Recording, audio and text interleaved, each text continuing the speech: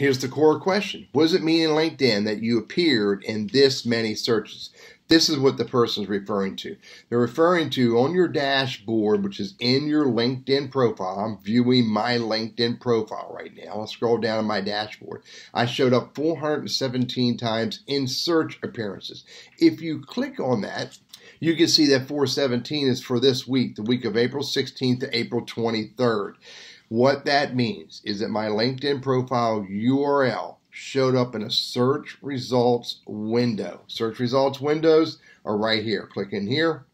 This is a search result window. You know it is because look right here in the URL, search results. That number references that I showed up 417 times in a search result window. It does not mean that my profile was viewed, only that my profile showed up in the search results.